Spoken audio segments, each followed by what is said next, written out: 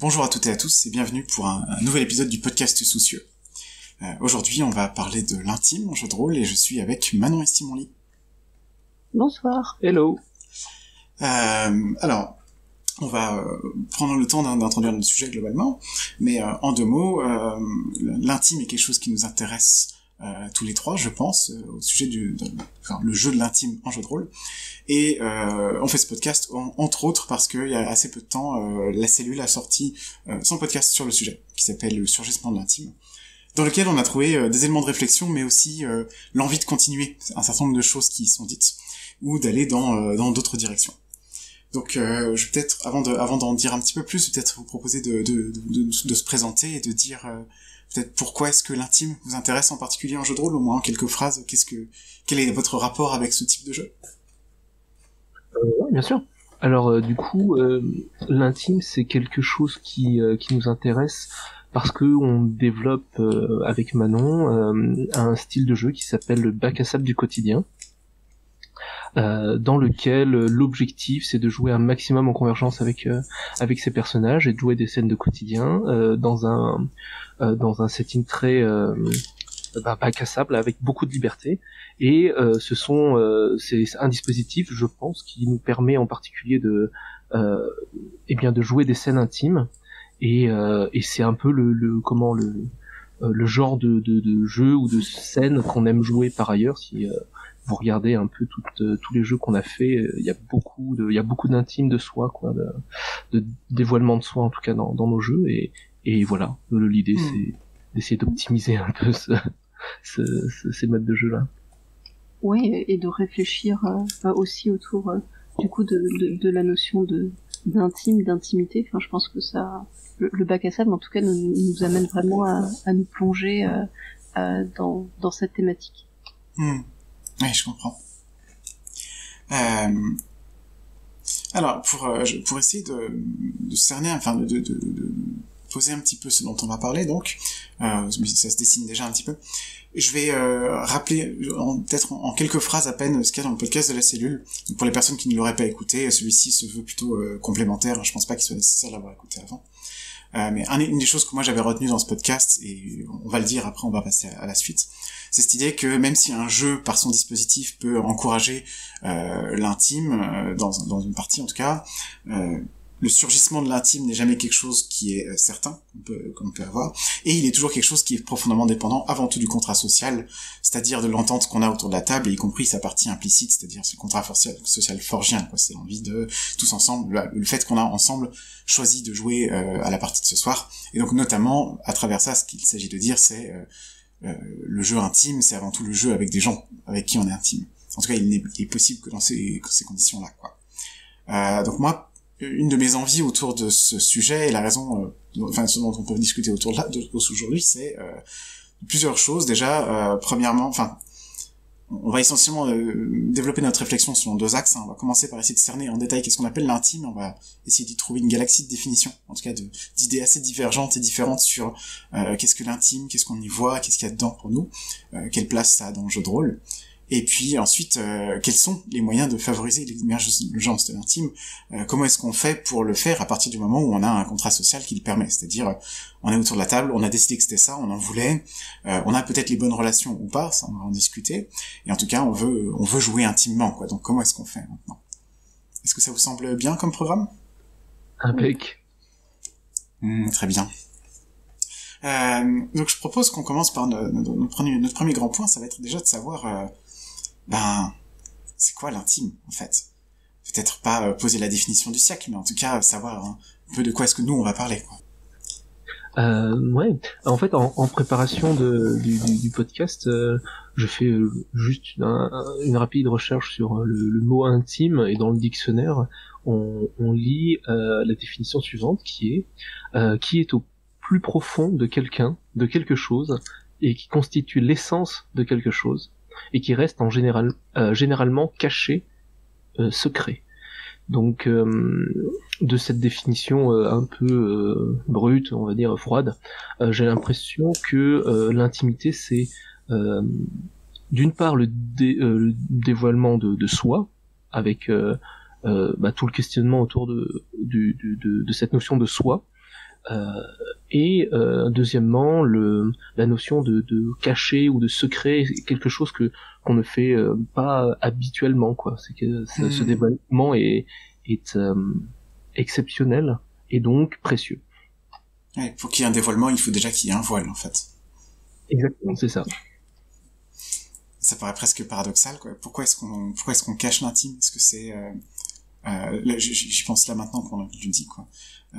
Est-ce que c'est j'ai l'impression qu'évidemment on a envie de dire par pudeur, mais par pudeur pourquoi? Parce que c'est intime, quoi. J'ai l'impression que ça boucle. Est-ce que c'est un danger qu'on perçoit? Peut-être. Je m'égare un petit peu, hein. Je voulais juste titiller un peu la définition. Moi, il y a le truc sur lequel je voulais tout de suite rebondir, c'était quand on va parler de l'intime dans le jeu de rôle, est-ce qu'on va parler de la fiction? Est-ce qu'on parle de personnages qui sont dans une situation intime et qui vivent un moment intime ensemble? Ou est-ce qu'on parle des joueurs et des joueuses autour de la table? C'est-à-dire, est-ce que nous, en train de jouer, nous sommes dans une position intime en elle-même, quoi. Ça, c'était une première distinction que je voulais faire, et puis la deuxième, c'était... On va peut-être réagir là-dessus déjà, je sais pas. Du coup, sur cette distinction en fait que tu fais entre la fiction et le hors-jeu, le moment à table, j'avais l'intuition déjà que il peut y avoir de l'intimité extra-diégétique, au sens où quand on programme de jouer avec plusieurs personnes, du coup on réserve un moment dans son emploi du temps pour jouer avec ces personnes. On se met dans un endroit calme. Alors bon, en ce moment c'est plus virtuel, mais du coup on se met dans un endroit calme, on prépare une tisane ou que sais-je, et on commence à se endosser la posture de joueur qui va incarner un rôle. Donc je me disais qu'il y avait déjà en fait dans toute cette gestuelle une sorte de relation intime, une sorte de bulle, un cocon dans lequel on se place pour partager du temps. Et j'avais même poussé un petit peu l'idée en disant que même si on prend des comportements qui peuvent paraître prosaïques, comme partager un paquet de chips, et au final on partage le paquet de chips avec ces gens-là dans cette intimité-là. Et le paquet de chips qu'on peut avoir avec une autre partie, avec un autre groupe, dans une autre partie, ce sera pas forcément le même partage, la même sensation, les mêmes chips, etc. Non, mais au sens où c'est des petits détails, et même si ça pourrait paraître un peu banal ou prosaïque, je me dis ça mérite aussi de dire c'est un moment qu'on a partagé ensemble, on a eu un peu d'intimité. Ouais, absolument.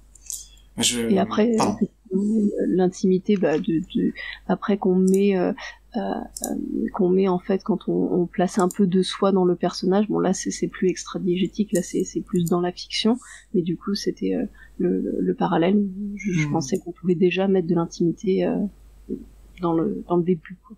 Ouais. Alors c'est que moi quand je me suis posé cette question de est-ce qu'on parle de l'intimité diégétique ou autour de la table, ça fait tout de suite une espèce de table à 4 cases, quoi. Est-ce que c'est ni intime diégétiquement ni intime au niveau de la partie, ou est-ce que c'est les deux ou l'un ou l'autre? Et les exemples intéressants, d'un côté il y aurait par exemple, moi j'aime me souvenir certaines parties de Monster Hearts par exemple, où on va raconter les moments de fête ou d'intimité entre les personnages qui se retrouvent seuls dans la même pièce, qui ont un moment proche, mais qu'on peut jouer en mode popcorn et avec un côté un peu caricatural. Et là on est plutôt dans une intimité que je ressens entre les personnages, mais qui est pas du tout une sensation qu'on a autour de la table, quoi. Et réciproquement, moi j'ai un jeu que j'ai écrit que j'ai vraiment en tête pour ça, qui est La Clé des Nuages. La Clé des Nuages est un jeu qui se joue à deux, qui a un dispositif très épuré où on se dit des belles choses en se regardant dans les yeux en général, mais ce dont il parle, ça peut très bien être la quête de l'immortalité d'un magicien suprême. C'est pas que le sujet n'est pas intime, en tout cas pas au sens du relationnel entre les personnages, puisqu'il n'y a qu'un seul et unique personnage, quoi. Et ça me semble être un bon exemple d'un jeu qui crée une expérience de l'intimité performative. En fait, concrètement, on est réellement deux personnes dans une situation qui est plutôt intime, si on peut la qualifier comme ça, mais la fiction ne l'est pas forcément. Et peut-être que quand on commence à évoquer la question de l'implication de soi dans la fiction, on est en train de regarder qu'est-ce qui se passe quand on est dans la case du tableau avec les deux en même temps, quoi. Qu'est-ce que ça implique d'être dans une situation intime et de jouer intimement. En tout cas, qu'est-ce que ça nous pousse à faire, quoi, et à ressentir. Je suis totalement d'accord. Et j'avais cité, oui, d'ailleurs, un bon exemple d'un jeu qui propose de faire les deux à la fois, je pense, c'est Jardin des Esprits de Fabien Ilvain, qui est à la fois une situation intime qui est très proche de celle dont j'ai parlé, c'est-à-dire que on est deux, ça se joue a priori en présentiel et on a besoin d'un moment assez calme, assez long, et on va toucher à des thèmes difficiles qui nous engagent potentiellement et qui sont faits pour aller chercher des ressentis qui nous touchent personnellement. Et alors, si ça vous va de passer un petit peu à la suite, moi j'ai essayé de trouver des exemples et de me demander qu'est-ce que je considère comme intime ou pas, qu'est-ce qu'il est ou qu'est-ce qui ne l'est pas, j'en suis assez vite arrivé en fait à vouloir penser l'intime par degrés. C'est-à-dire, il n'y a pas, comment dire, parmi mes proches, parmi mes amis, il n'y a pas une partition radicale entre les gens avec qui je suis intime et ceux avec qui je ne les suis pas. Évidemment, ça se joue à plusieurs degrés.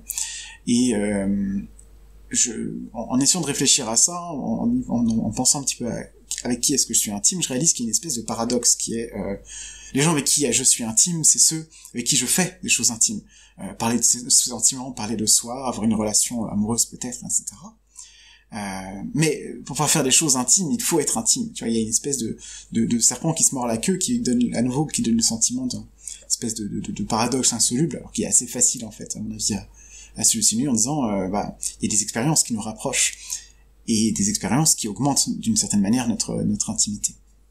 Et la façon dont on va reboucler pour moi sur le sujet, c'est est-ce que le jeu de rôle comme expérience de l'intimité peut justement créer les conditions de son propre développement, quoi, en demandant un petit peu d'intimité entre nous en développer, nous en apporter plus pour jouer plus ensuite, si tu vois le genre de pente glissante auquel je pense. Ouais, c'est quelque chose d'incrémental en fait. Alors, incrémental, je sais pas, parce que j'ai le sentiment que plus on se rapproche de quelqu'un, plus notre relation se transforme. On peut faire l'expérience des fois d'un rapprochement qui nous gêne, dont on a peut-être pas envie d'assumer les conséquences. Mais en tout cas, oui, ce sentiment-là que le sentiment d'intimité qui naît dans une partie de jeu de rôle peut venir d'un rapprochement qui n'existait pas forcément avant, mais qui se constitue petit à petit pendant une partie. Et alors, évidemment, à un moment ou à un autre, il faudra peut-être, mettre remarquer la limite évidente, hein, qui est que je parle de s'investir dans l'intime de la partie, augmenter l'intimité comme si c'était une espèce de quantité. Je parlais de degrés, mais on va être obligé de faire le même constat que un peu tout le monde, qui est que jouer l'intime, ça a une dimension un peu incertaine. C'est-à-dire, on ne sait jamais tout à fait à l'avance qu'est-ce qu'on va jouer, à quel point on va se toucher, et si on va se sentir capable ou pas d'amener tel ou tel sujet. Est-ce qu'on suit ? Tout à fait. Après, j'ai l'impression que ça rejoint un peu ce que tu disais sur les degrés de l'intimité, au sens où même dans la vraie vie, quand on rencontre des gens, on n'est pas sûr au final que le temps qu'on investit va déboucher sur une relation intime ou non. Comme tu disais, peut-être au final on a envie d'assumer les conséquences ou ce genre de choses.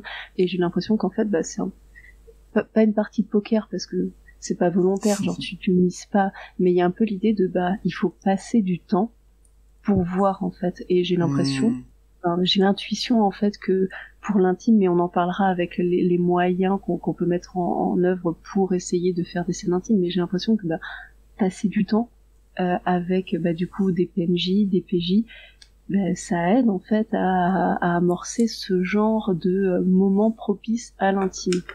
Oui, absolument.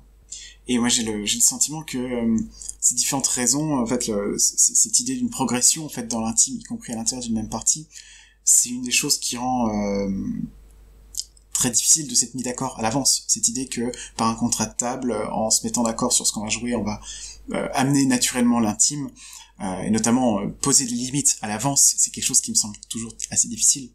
parce que si on me demande au moment de la partie, au moment où je suis prêt à commencer, à quel point je suis prête à me dévoiler, à quel point je veux montrer ce qu'il y a au fond de moi, par exemple, je ne suis pas capable, là maintenant, au moment où on commence la partie, de savoir jusqu'où je voudrais aller.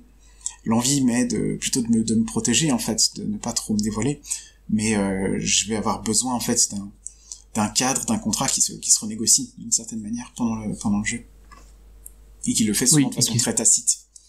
Ouais, c'est ce que j'allais dire, c'est qui se renégocie, tacite, quoi.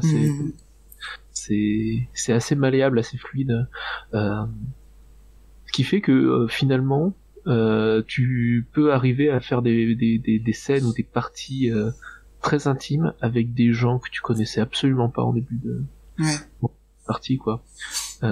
Vu que justement il y a ce côté assez malléable du contrat social et tacite, quoi. Moi je crois que 50% des parties que je fais avec des gens que je connais pas résultent en des scènes qui sont relativement intimes ou ou dans lesquelles il y a du développement de moi, quoi. Alors qu'on sait pas. Alors il y a évidemment il y a les jeux les dispositifs évidemment, mais jamais en début de partie on s'est dit allez on va être intime ce soir, quoi.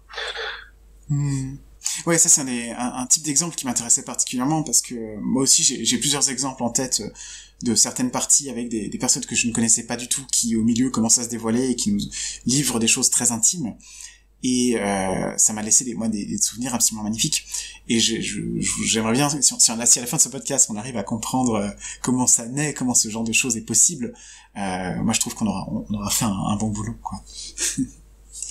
Et pour revenir pour cette idée d'augmentation de l'intime et de la renégociation sur le moment, moi j'ai le souvenir d'une partie de Breaking the Ice, d'Emily Carbos, que j'ai joué il y a pas très longtemps, où donc on raconte les 3 premiers rendez-vous amoureux de 2 personnages qui vont peut-être sortir ensemble ou pas, c'est pas encore clair. Donc j'ai joué avec quelqu'un dont je suis proche, hein, ça c'était, on se connaissait déjà très bien.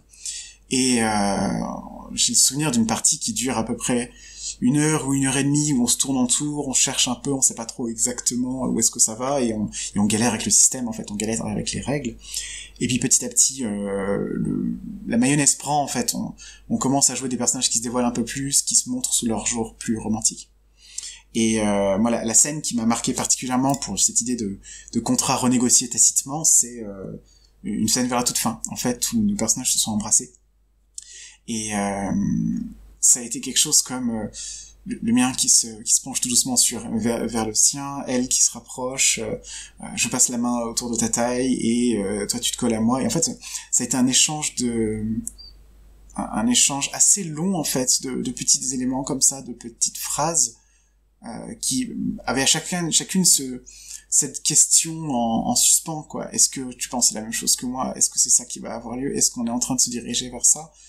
Et cette espèce de ping-pong qui était totalement dans le sous-texte, quoi, qu'on n'aurait pas pu vraiment expliciter sur le moment, en tout cas pas sans briser l'instant, je pense. C'est ce qui nous a permis, après 4 ou 5 échanges de ce type-là, de finir par décrire le baiser en réel que les personnages ont échangé. Et c'est pas du tout quelque chose, enfin c'était explicitement quelque chose dont on avait dit que même si ça pourrait arriver pendant la fiction, on n'était pas du tout sûr que ça aurait effectivement lieu. Du coup, tu voulais dire un mot sur le contrat social pour enchaîner? Sur quel point en particulier? Tu me prends des cours au dépourvu là? Non, dans le sens où j'ai l'impression que le fait que, enfin, le constat qu'on est en train de faire, c'est que l'accord initial, il est le contrat social, l'accord initial n'est pas soit pas suffisant, soit j'ai l'impression au contraire que si tu dis explicitement on va faire des scènes intimes, ça va rendre, ça aura l'effet, tu vois. Peut-être. Ouais. Alors ouais, pour l'usage du mot contrat social, juste pour préciser, ça dépend un petit peu ce qu'on entend par là. Si on le prend au sens forgien, hein, le contrat social, c'est plutôt l'idée de la situation dans laquelle on baigne tous ensemble, et notamment le fait d'avoir joué entre personnes qui se connaissent.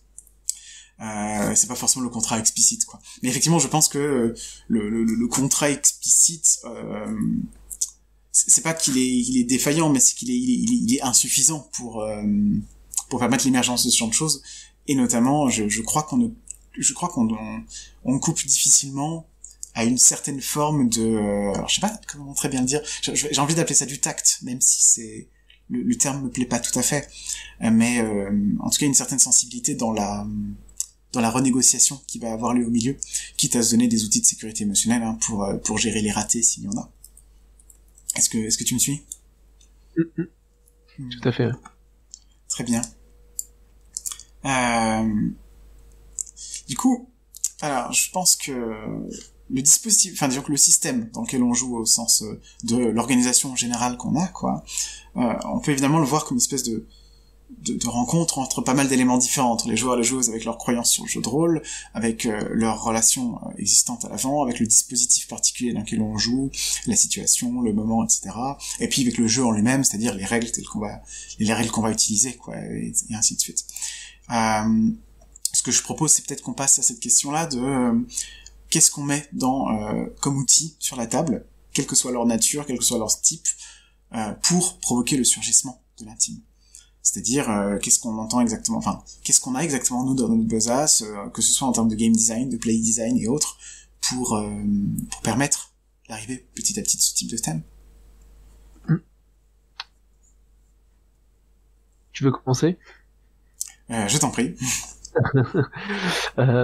Bon, pour moi, il y a deux choses. Il y a la posture de joueur, et ensuite, t'as les éléments de game design, quoi. Parce que oui, c'est possible de faire des scènes intimes dans des jeux qui sont absolument pas prévus pour. Il y a un rapport à la posture de joueur, ou en tout cas à ce que les gens veulent, et ensuite aux outils que tu peux développer, quoi. Pour moi, des choses qui sont assez différentes. Parce que on peut tout à fait, je pense, faire des scènes intimes ou des parties intimes dans des jeux qui sont absolument pas prévus pour ça. Typiquement Donjons et Dragons, pour pas citer, où ça m'est déjà arrivé de faire des scènes justement où on mettait en avant l'intimité des personnages. Donc, par rapport à ces postures de joueurs, pour moi, c'est des outils, c'est une sorte de boîte à outils qui marche pour moi, pour Manon aussi, je pense, pour nous, quoi. Mais c'est en rien universel, c'est en rien une recette magique qui marche à tous les coups, quoi. Hein. Donc, si je te suis, t'es en train de me dire, si tu veux amener de l'intime dans certains jeux, si tu veux le faire en tant qu'apport personnel, tu peux appliquer ces techniques-là, quoi. D'une certaine manière en hackant, enfin en ajoutant, en augmentant le jeu par une certaine expérience, quoi. Ouais, je te suis. Voilà. Et donc l'un des premiers trucs qui nous vient en tête, c'est le fait de jouer en toute sincérité. Oui, c'est ça. Du coup, c'est en fait le joueur qui se met dans la posture de prendre en fait au sérieux tout ce qui vient des autres joueurs, et que ce qui est dit en fait est digne d'intérêt, et on passe du temps. Je reviens au temps. C'est une boucle. Et, voilà, de pas dire, s'il y a quelqu'un qui fait quelque chose, de pas noter, ou de le laisser de côté, ou ne serait-ce de le noter en interne, en fait, en faisant peut-être une inspection, quelque chose. Enfin, c'est vrai que c'est quelque chose qu'on utilise pas mal. Je grille des étapes. Et donc, ça, c'est la posture par rapport aux autres joueurs. Et pour son personnage, c'est tenter de le jouer de la manière la plus vraie possible, la plus vraisemblable, en fait. Et, alors après, c'est vrai que c'est facile quand on met un peu de soi dans son personnage, comme ça, on n'a pas à jouer, je sais pas moi, quelqu'un... Par exemple, si on joue un sadique et qu'on n'est pas sadique dans la vie de tous les jours, je peux comprendre que ça peut être plus compliqué. Un sentiment peut-être de caricature ou ce genre de choses. Alors, au moins, l'émergence de l'intimité est facilitée quand on met plus de soi dans le personnage. Mais ça, c'est ce qu'on a tendance à faire. Donc, prendre tout ce qui vient des autres joueurs en considération et jouer de manière la plus vraie possible. Alors, je veux bien qu'on fasse un vrai détour sur cette question-là qui a l'air assez centrale, qui est celle de la distance émotionnelle. C'est-à-dire à quel point est-ce que mon personnage est proche de moi émotionnellement, à quel point je m'investis dedans ou pas. Parce que moi, je la pense beaucoup comme une question en tension, en fait, entre deux aspects qui sont d'un côté, si je verse de moi dans mon personnage, c'est une façon d'être touché assez nettement. À titre personnel, je peux aussi chercher des façons d'être touché qui passent complètement autre part par le personnage, mais je suis pas sûr que ça permette d'explorer l'intime. Enfin, j'ai l'intuition que si, mais c'est peut-être pas le sujet aujourd'hui. Mais d'un autre côté, il y a ce risque aussi qui est si je me montre trop, si mon personnage est explicitement moi, est-ce que je risque d'éclater la fiction ou pas? Et j'ai l'impression que dans certains dispositifs, on arrive beaucoup plus facilement à se projeter quasi soi-même dans un jeu, avec un peu les aspects pour quoi, sans forcément briser. D'une part. Et puis d'autre part, donc l'autre morceau de cette tension-là, enfin l'idée que la proximité pourrait être problématique aussi, c'est la notion d'alibi. C'est-à-dire que en jouant un personnage qui n'est pas moi, qui est explicitement autre, qui se distingue de moi par un certain nombre d'aspects bien identifiés, je me donne un alibi qui est puisque c'est pas vraiment moi, j'ai le droit, en fait, je peux y aller. Et c'est toujours la possibilité d'un dévoilement qui est un peu plus libéré, quoi. Et moi, j'ai une expérience assez directe là-dessus d'une partie de Coma que j'ai joué avec Mathieu et Léocmac. De Coma, qui est un jeu d'Adrien qui n'est pas encore sorti, je crois. Enfin, j'en suis sûr même. Donc c'est encore un jeu à deux, qui a vraiment un dispositif très intime parce que l'une des deux personnes joue quelqu'un en train de mourir. Et cette personne a les yeux bandés, donc elle a besoin de l'autre pour l'aider à manipuler des jetons, etc. Et elle est dans une espèce de relaxation presque psychanalytique, quoi, pendant que l'autre lui parle. Et je me souviens que on doit choisir quelques éléments au sujet du mourant avant de commencer à jouer. Quel genre d'univers, quel genre de personnage, quel genre de vie il a vécu, quels sont ses souvenirs. Et face à moi, Mathieu avait assez explicitement sélectionné un univers de SF assez lointain, assez étrange, en me disant ok, je mets ça pour la distance. Et ensuite il m'a présenté son personnage et il m'a pas dit quel était le lien entre lui et son personnage, mais rien que la façon dont il l'avait introduit au début m'a fait comprendre explicitement que la SF c'était pour la distance, mais le personnage il était au contraire dans la proximité extrême, quoi. Et je crois que sur la distance, la question qui peut se jouer, c'est comment est-ce qu'on effectue cet équilibre entre distance et proximité, justement. C'est un équilibre qui est assez difficile à atteindre parce que il s'agit effectivement d'une part de mettre de la distance pour s'autoriser à ressentir des choses, d'autre part pour se préserver, quoi. Genre, les situations fictionnelles peuvent complètement être absorbé par toi quand tu mets trop de toi dans un personnage. Non, je suis d'accord avec toi que c'est il y a un juste milieu à trouver, mais je trouve pas ça si paradoxal que ça, justement. Dans le sens où l'alibi porte bien son nom, quoi. C'est quelque part tu mets de toi simplement par un moyen détourné, tu vois. C'est vrai, mais par la porte de derrière, quelque part, tu vois ce que je veux dire? Ouais, je vois. Moi, j'avais dans cette idée d'escamotage. Alors c'est marrant parce qu'on parlait tout à l'heure de l'intime comme un dévoilement, donc comme quelque chose qu'on montre alors qu'en général on le cache. Et là, on parle d'une espèce d'escamotage, de comment est-ce qu'on fait pour être intime tout en gardant des choses à moitié cachées, quoi. Et je voyais deux figures là-dedans. Il y a l'intime secret, qui est ce moment où je joue de l'intime, mais où tu ne sais pas exactement quelle est la part de vrai ou de faux. Enfin, quelle est la part de moi que je suis en train de te montrer, c'est-à-dire c'est un personnage, ensuite il a peut-être un lien avec moi ou pas. Là, j'ai un exemple, c'est une partie de La Clé des Nuages, dans laquelle je ne suis pas, mais qui est sur la chaîne de Bellefeuille, de AMJ de Trop, où il joue où il joue quelqu'un qui va à la campagne, qui essaie de retrouver, qui est à la recherche de quelqu'un, quoi. Et à la fin de la partie, dans le débrief en elle-même, Bellefeuille dit explicitement, en fait, mon personnage c'est moi, je cherchais mon grand-père il faisait la même chose que dans la fiction, et ainsi de suite. Et il y avait quelque chose de très touchant dans ce témoignage, de découvrir a posteriori à quel point, en fait, il y avait de lui dans cette figure-là. Et je me suis dit que c'était peut-être plus facile à jouer en ne l'ayant pas dit, mais que le fait de le révéler à la fin, c'est donner une discussion supplémentaire, quoi. Donc ça, c'est peut-être ce que j'aurais appelé l'intime secret. Et puis la version moins secrète, qui serait l'intime symbolique, qui est ce cas où je vais jouer un peu la même chose, un tri pas clair entre ce qui est moi et ce qui est de la distance, mais je vais l'indiquer. Moi, j'ai notamment tout un souvenir d'une partie incroyable avec une personne notamment qui s'appelle Célène, et qui a fait tout un truc autour de la lune. C'est la racine grecque du mot, du prénom Célène, et où c'était assez clair pour tout le monde que elle racontait quelque chose de très personnel sur son identité, sur qui elle était elle, mais à travers le symbole fictionnel, quoi. Ouais, c'est le dévoilement de soi. Ah oui, tiens, je me permets de rebondir sur ce que tu dis là.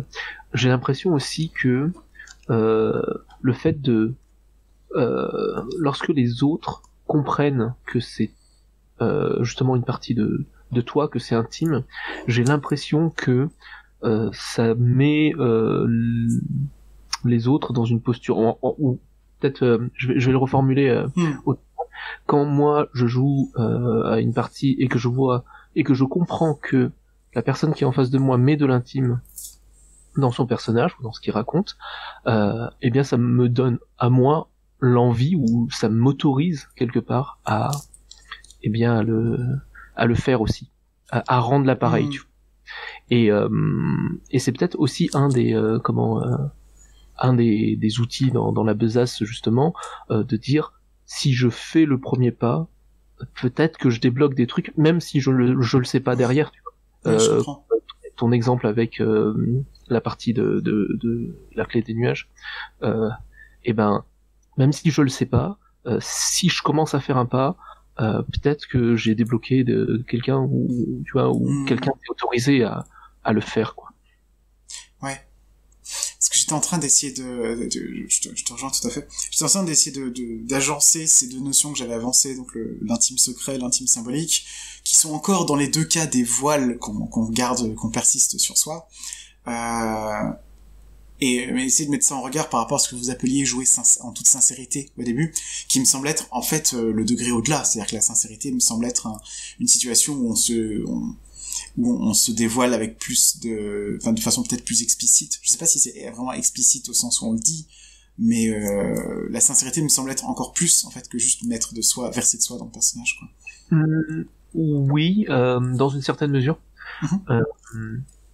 Ce que je dirais, c'est que c'est pas forcément explicite dans le sens où je pense qu'on dit jamais, en tout cas lorsqu'on joue nos personnages, par exemple dans un bac à sable du quotidien, on dit jamais c'est telle partie de moi dans ce personnage. Ouais. C'est rarement explicite. Par contre, c'est sans concession.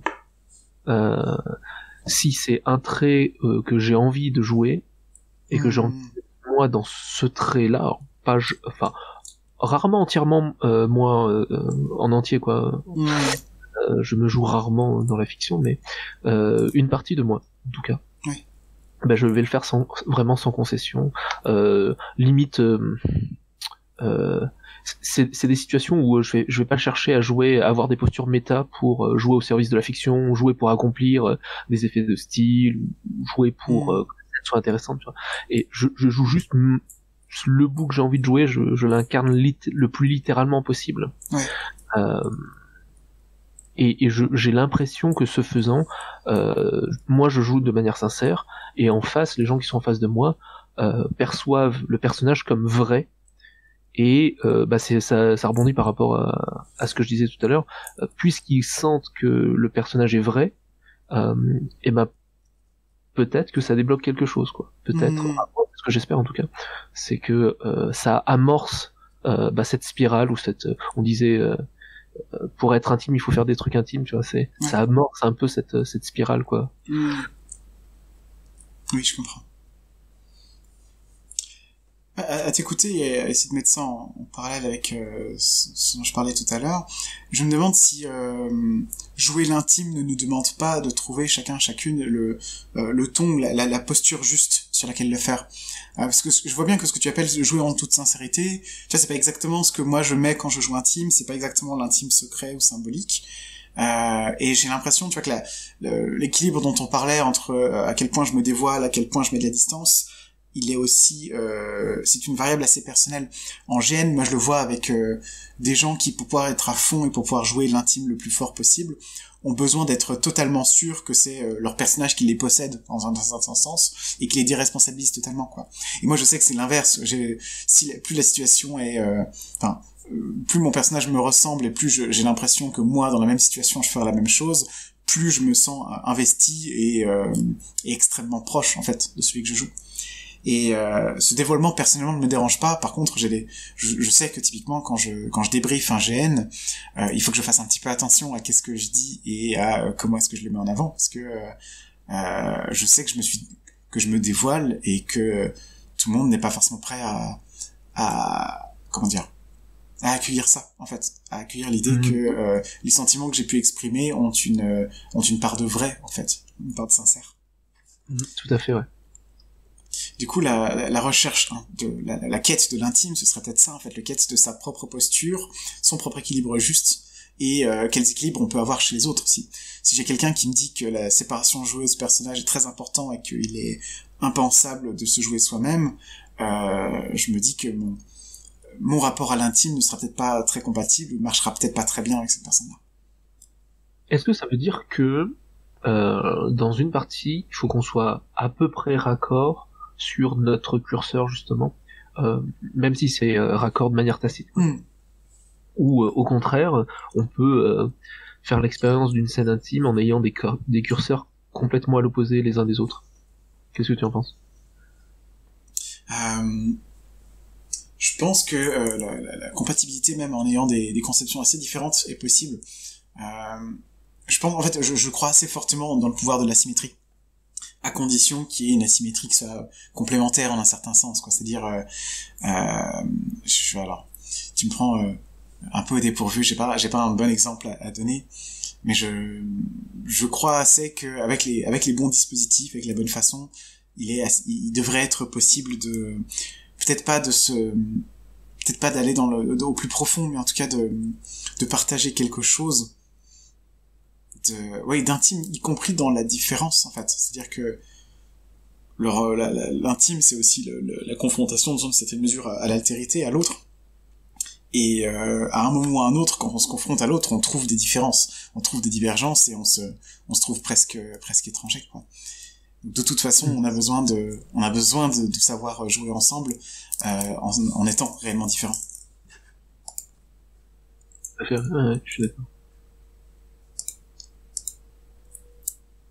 Et du coup, on parlait des briefs en GN tout à l'heure. Tu veux passer au dispositif justement de game design, parce que typiquement le débrief c'est un élément de game design, quoi. C'est absolument.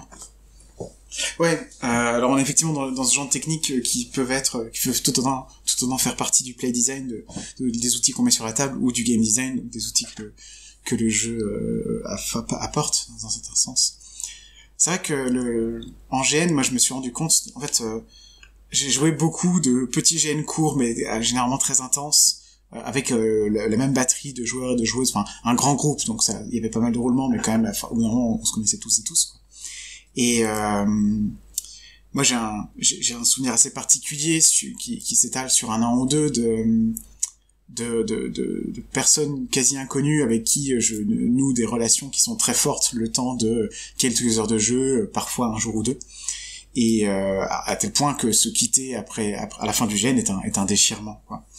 Et ça a été un moment assez particulier dans ma vie, un espèce de grand chamboulement, et je me suis rendu compte, ça a pris du temps, que l'intimité extrême qu'on pouvait ressentir dans un jeu en se connaissant pas, elle pouvait arriver vraiment, j'ai des souvenirs très très forts de ce type-là, mais elle s'évanouissait assez rapidement, c'est-à-dire que c'était plus un sentiment qu'un état durable.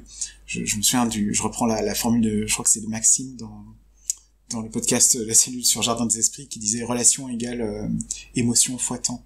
C'est-à-dire l'émotion était très intense pendant ces jeux, oui, mais ça n'a pas duré très longtemps. Et j'ai le souvenir comme ça de relations avec des personnes qui pouvaient être très intenses pendant un petit instant, pendant quelques jours, quelques semaines, et puis qui disparaissaient et qui me laissaient la question de savoir est-ce que ça a réellement lieu, et ainsi de suite, quoi. Et là où cette réflexion m'a amené, c'est de réaliser que le débrief en GN, en fait, je lui ai donné de plus en plus d'importance dans ma pratique parce que le débrief, c'est le moment de l'inscription au monde de la partie. C'est-à-dire, c'est le moment où on discute de ce qui a eu lieu, de ce qu'on a vécu, et de ce que ça voulait dire pour nous. En général, moi, mes souvenirs de débrief de GM, c'est des moments qui paraissent, qui peuvent avoir l'air très inutiles parce qu'on passe des heures à se re-raconter les mêmes événements qui ont eu lieu, alors qu'ils ont eu lieu et tout le monde sait bien qu'ils ont eu lieu, mais à les redire en se rappelant des sentiments qu'il y avait derrière, à les échanger, à les dire pour, dans un certain sens, se rendre compte que ça a eu lieu et se les re-raconter maintenant qu'on n'est plus nos personnages, mais qu'on est nous, pour pouvoir dire ça a réellement eu lieu entre nous. C'était pas qu'un jeu dans un certain sens. Je rebondis sur le fait que pour toi, ce qui est important, c'est dans le débrief, c'est d'acter ce qui a eu lieu. J'ai l'impression que dans les dispositifs de jeu dans lesquels on acte justement ces choses-là, que ça soit en jeu ou après la partie, chez moi en tout cas, ça provoque justement ce sentiment que c'est important, que il y a eu un moment intense ou un moment intime, quoi. Le fait de l'acter. Moi j'ai deux exemples de mécaniques en tête. Le premier, c'est la bille noire dans Libreté, ou la marque de la bête dans Damné, où tu sais, tu prends un jeton de bille noire typiquement. Et quand tu es touché, quand tu souffres, c'est ça? Ouais, quand tu souffres. Et dans Damné, c'est tu prends une marque de la bête quand tu sens que la bête que tu as en toi refait surface. Et en fait, le fait de prendre juste l'acte de prendre le jeton, et ben ça inscrit en fait, ça renseigne sur ton état émotionnel à toi, donc ça c'est une sorte de développement, enfin à toi, à ton personnage, mais du coup c'est un peu le fameux premier pas que je disais tout à l'heure, quoi. C'est ça acte, voilà, genre j'ai pris un jeton, et tout de suite dans ce genre de jeu ou dans ce genre de dispositif là, et ben ça, il y a une sorte de sincérité, même si elle est pas complète, c'est pas le jouet vrai, etc. Bien sûr qu'il y a il y a une distance entre toi et ton personnage, mais juste le fait que toi, joueur, personne, tu aies pris le jeton pour ton personnage, c'est voilà, c'est un acte que je trouve très très fort, quoi. Et qui participe au dévoilement de toi en tant que personne, en plus que du personnage. Ouais, je te suis. Et du coup, le deuxième truc, la deuxième mécanique, qui est un peu dans le même style, c'est dans Héros d'Argile, donc un jeu qu'on est en train de développer avec Manon, dans lequel on joue le quotidien de super-héros et des gens qui l'entourent. En fait, dans ce jeu, on fait lorsqu'on a joué une scène qui nous a rapprochés ou qui nous a émus, on griffonne sur un bout de papier l'essence de la scène, quoi. Et on la donne à la personne avec qui on a passé cette scène. Et du coup, c'est un don de soi. Et c'est pareil que le débrief, quoi, dont tu parlais tout à l'heure. C'est tu actes le fait que ça a eu lieu et que c'est important pour toi. Et la réciproque, un corollaire de cette mécanique, c'est que puisque c'est un don de soi, puisque cette mécanique existe, alors on commence à faire attention aux autres. On commence lorsqu'on reçoit un papier, à se dire, bah oui, ça, c'est important. On commence à faire attention, on commence à se demander pourquoi, tu vois. Et du coup, on s'autorise aussi derrière à se dévoiler parce que, tu vois, tu commences à embrayer la boucle, quoi. Alors je rebondis là-dessus, moi je me dis que si on prend l'intime comme un sentiment, quoi, la façon dont je me sens là maintenant avec vous en train de jouer, j'ai vraiment envie de réfléchir à la dimension cognitive, le fait que ma cognition, mon esprit là maintenant est tourné vers ça. Si je reprends cette partie de Breaking the Ice dont je parlais tout à l'heure, vraiment ce qui empêchait l'émergence de l'intime au début, c'était juste les règles qu'on ne comprenait pas et qui nous disaient, enfin on comprenait mais qui nous disaient racontez ça pour avoir des dés, racontez ça, racontez ça. Et on était dans une espèce de rapport comptable sur qu'est-ce qu'il faut dire, qu'est-ce qu'il faut faire pour avoir des dés, et ainsi de suite. Et en fait, l'intime prend du cognitif, l'intime prend de la réflexion et il faut pouvoir lui en offrir, quoi. Et l'exemple de cette mécanique que tu cites, moi je connais surtout la bille noire. Enfin là c'est vraiment ça va dans ton sens, mais c'est théorie valentinienne 101, hein, c'est puisque le jeu me demande de prendre un jeton quand je me sens mal, quand mon personnage souffre, alors je me pose régulièrement la question de savoir si mon personnage souffre. Donc je me penche régulièrement sur ses émotions. Et il y a un côté très autotélique, très autoprophétique, et puisque je me demande quelles sont les émotions de mon personnage, en fait, c'est cet acte-là qui crée, en un certain sens, les émotions du personnage. Et ça nous amène assez fréquemment à y retourner encore et encore. Et ça, c'est un peu la version individuelle qui est comment est-ce que ce mécanisme que j'ai entre les mains me pousse à me poser la question. Puis il y a une espèce de version collective de ça aussi, qui est une question, il me semble me souvenir que cette question est assez centrale dans Danae. Cette question qu'on pose un peu qu'on peut poser aux autres un peu quand on veut, qui est qu'est-ce que tu ressens à ce moment-là, qu'est-ce que ton personnage ressent à tel moment. Je me trompe, c'est bien, c'est dans le jeu. Non, c'est tout à fait ça. Et du coup, puisque tu sais qu'on va te poser la question, quelque part, tu te mets dans l'espace mental pour y répondre quand tu te poses la question. Ouais, ça participe. Ouais. Vas-y. On t'entend plus, t'es toujours là? Oui, je vous écoute. Je en pleine réflexion, pardon. Du coup, je sais pas si tu veux qu'on enchaîne ou si tu avais quelque chose à rajouter sur. Ouais, je peux. Moi, je revenais un petit peu sur le GN là. Je repensais à des. Il y a un élément que j'aimerais bien réfléchir et qui. Alors, ça rentre peut-être dans le dispositif de jeu, peut-être pas tout à fait, mais bon. C'est aussi. Ouais, non, c'est peut-être spécifique au GN ça. J'ai en tête en fait l'idée d'un comment dire, d'un dépassement ou d'une difficulté qui s'annonce. C'est difficile à expliquer. Je pense à des jeux qui jouent sur un défaut d'intimité, en fait, sur un défaut d'intimité au sens un manque d'intimité entre nous. En particulier à Love Is All, que je n'ai pas joué mais dont j'ai beaucoup entendu parler, qui est un jeu dans lequel on joue une suite de scènes qui sont qui raconte en gros l'histoire d'un couple, quoi, entre deux personnages qui vont se rencontrer, qui vont se mettre ensemble et qui vont vivre une vie de couple sur un certain temps. En fait, Love Is All déjà se joue à deux sans orga, donc on reçoit les documents de la personne qui l'a écrit, je crois, mais il y a absolument personne qui vient faire alibi pour le jeu. Et il est connu pour être un jeu qui a une scène où on s'embrasse à l'intérieur réellement, en fait. Et le jeu est pensé pour être joué avec des gens avec qui on n'a pas de relation amoureuse et pas des gens avec qui et pas des gens que l'on embrasse déjà, quoi. C'est-à-dire que Love Is All contient un premier baiser et ça ne peut être que un premier baiser réel dans un certain sens. Et il y a des jeux comme ça qui en fait c'est quelque chose qui est très intimidant.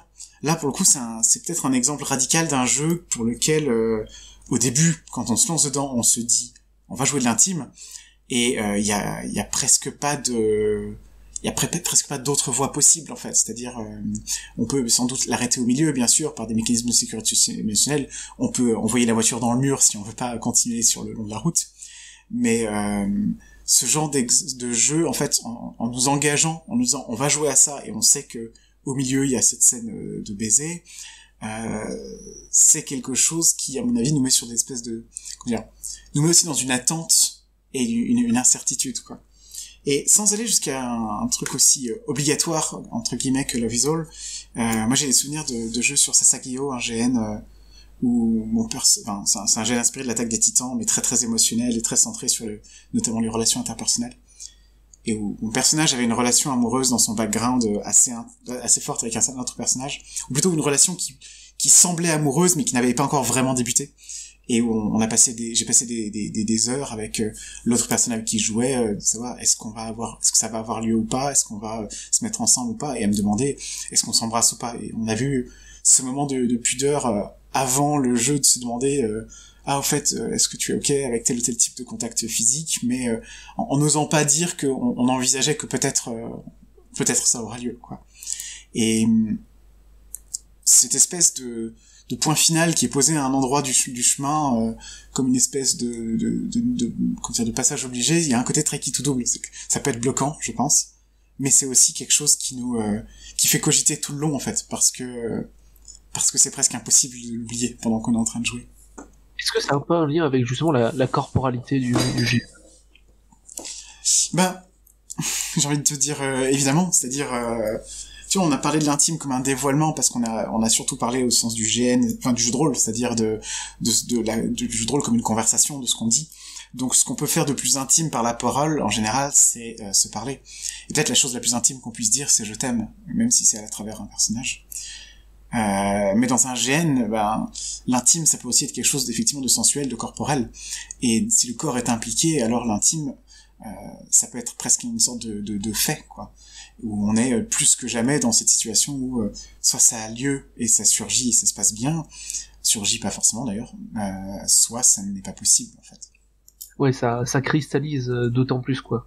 Absolument. J'essaye de me demander à quel point ce couperet entre guillemets du contact physique peut exister en jeu de rôle. Parce que par exemple le fait de savoir qu'il va y avoir une scène de premier baiser typiquement, ouais. En jeu de rôle, à quel point c'est ça peut agir comme un électrochoc ou pas, quoi. Je sais pas, qu'est-ce que tu en penses? Ben, je me dis que ça dépend un petit peu des dispositifs autour, tu vois. Là, je suis en train de réfléchir à ce jeu. Alors, ça n'a rien à voir avec, mais pas si loin que ça. Montségur 1944, qui est un jeu auquel j'ai essayé de jouer 2 fois et dont je suis très peu satisfait, mais presque tous les gens autour de moi adorent ce jeu. Et un des éléments dans Montségur, c'est que tu sais dès le début qu'à la fin, ton personnage va très probablement finir sur le bûcher. Et il y a une espèce d'ironie dramatique dans le fait de jouer en direction de ça, en jouant un côté un peu tragique du personnage qui va dans cette direction-là, quoi. Donc je pense que on peut jouer ce même genre de choses, en fait, c'est-à-dire faire une espèce de jeu vers l'intime, vers la possibilité, enfin vers un premier baiser, comme tu le dis, en se demandant en quoi est-ce que ça oriente ce qu'on joue. Mais en fait, dans le comparatif que je faisais en passant de Love is All, où c'est donc un passage obligé en un certain sens, de ce que je crois connaître du jeu, à Sasageyo et l'exemple que j'ai donné de je ne sais pas si ça va avoir lieu, en fait, on garde à peu près les mêmes sentiments, les mêmes sensations, qui est l'appréhension, le fait de se demander est-ce que ça ira jusque-là, est-ce qu'il va se passer ça ou pas.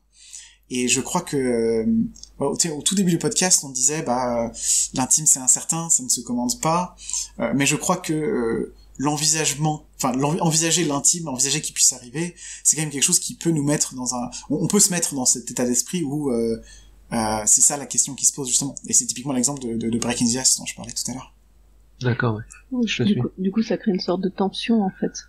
Ouais. Une tension vers l'intime comme la tension amoureuse, en fait, ça recrée, c'est un dispositif, du coup, on pourrait le mettre dans les dispositifs qui recréent la tension qu'on peut avoir lors d'un rendez-vous, où, au final, qu'est-ce que ça va faire, où ça va aboutir, et on te remet dans ce même état un peu fébrile.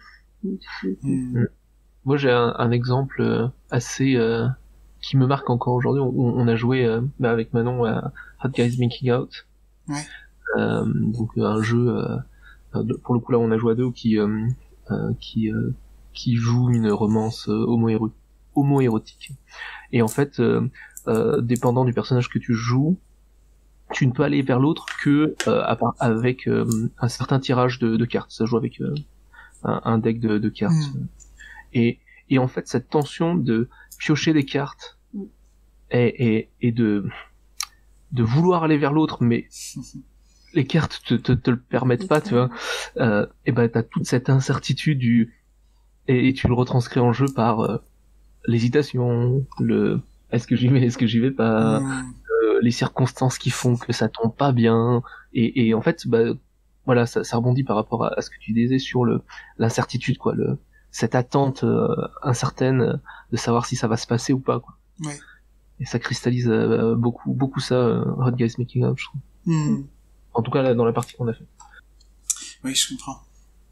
Et en y réfléchissant, tu vois, cette idée de cristalliser peut-être la question de l'intime sous une forme comme ça, en se posant la question dès le début, est-ce que telle ou telle chose va avoir lieu, etc.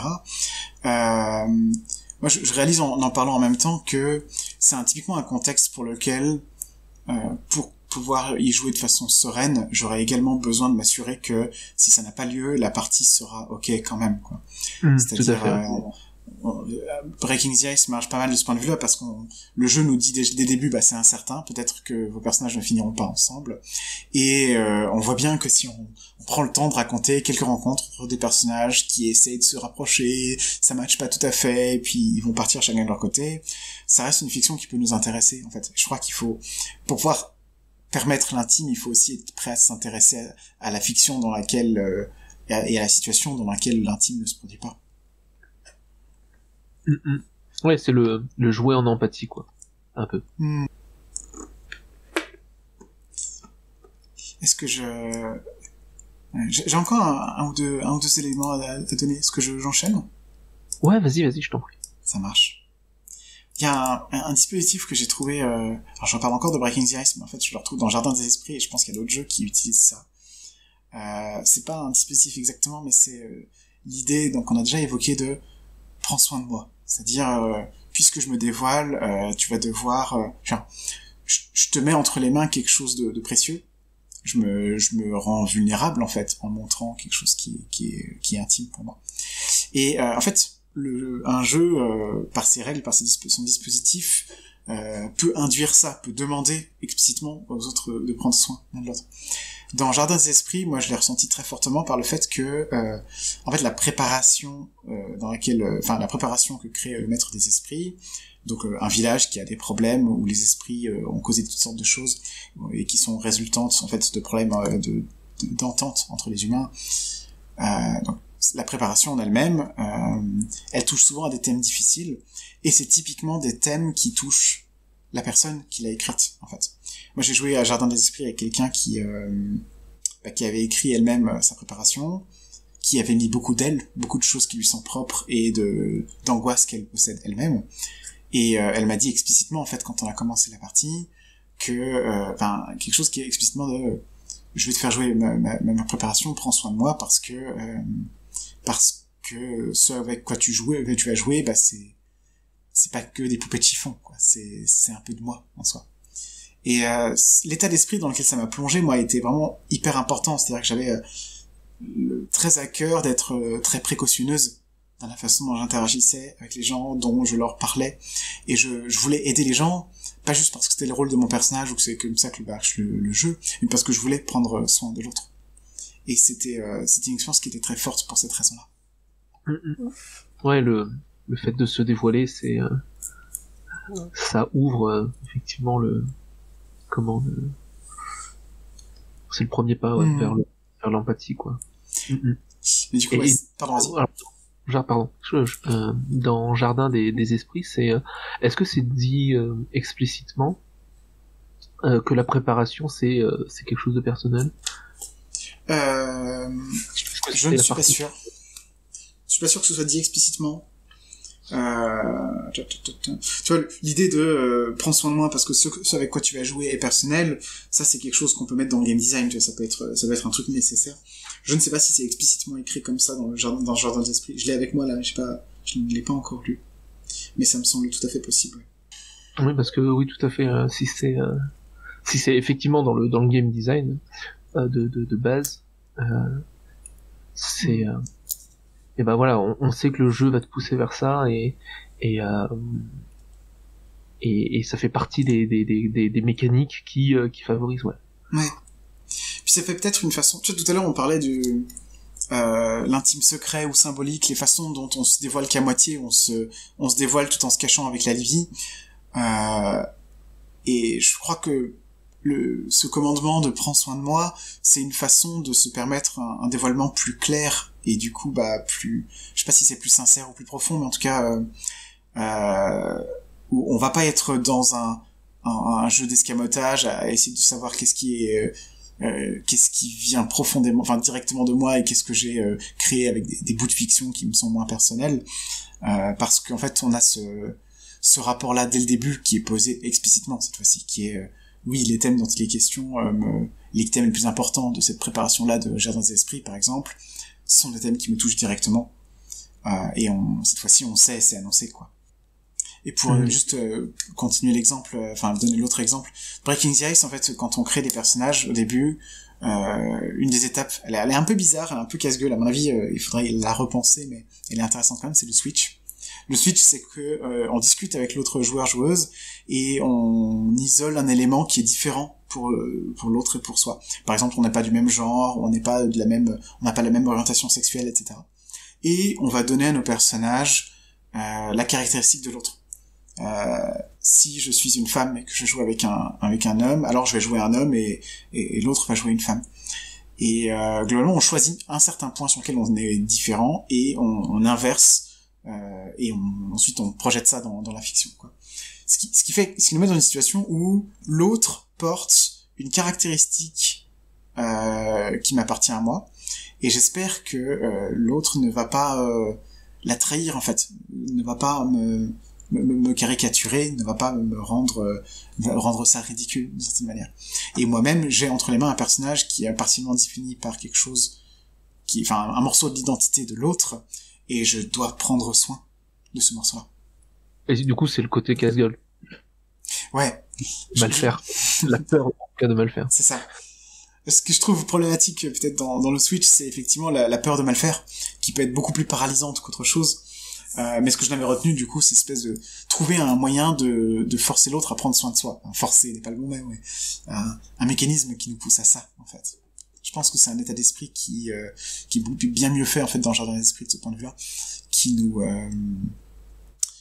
impose qui nous met dans la recherche autant que possible d'une compréhension de l'autre. Ça, c'est peut-être un dispositif qui nous pousse vers l'empathie, en fait. C'est-à-dire, j'ai besoin de comprendre comment tu ressens les choses, qu'est-ce que ça veut dire pour toi, pour pouvoir jouer juste, en fait.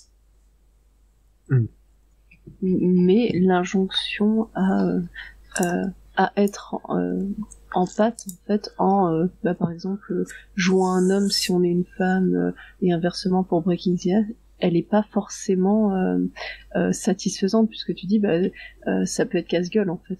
Donc pour c'est souvent l'injonction, ça marche pas très bien. Enfin, c'est pas que ça marche pas très bien, mais c'est casse-gueule, quoi. Si dans l'injonction c'est soit empathe ou joue des scènes intimes, là c'est plutôt on l'a mis dans les dispositifs, donc ce serait plutôt un dispositif plus qu'une injonction, en fait.